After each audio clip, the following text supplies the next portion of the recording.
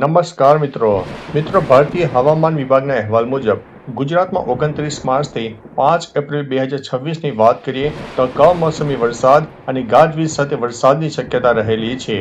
મિત્રો 29 અને 30 માર્ચ ખાસ અસર કરીએ તો મુખ્ય અસરોમાં આ બે દિવસો દરમિયાન વરસાદની તીવ્રતા વધુ રહેવાની શક્યતા છે।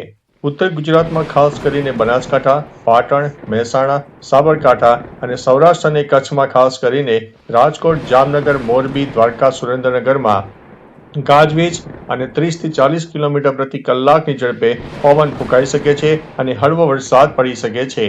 મિત્રો 31 માર્ચ અને 1 એપ્રિલની વાત કરીએ તો સમગ્ર રાજ્યમાં વાતાવરણ મુખ્યત્વે સૂકું રહેવાની શક્યતા છે।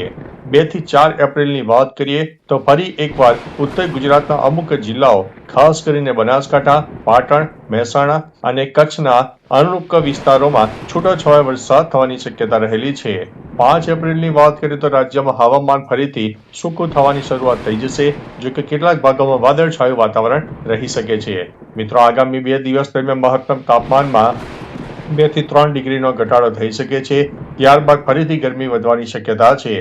મિત્રો ખેડૂતો માટે ખાસ ચેતવણી છે કે ખેડૂતોને તેમના પાકને સુરક્ષિત રાખવા અને માર્કેટિંગ યાર્ડમાં રાખેલા અનાજને તાડપત્રીથી ઢાંકી દેવા માટે સલાહ આપવામાં આવી છે।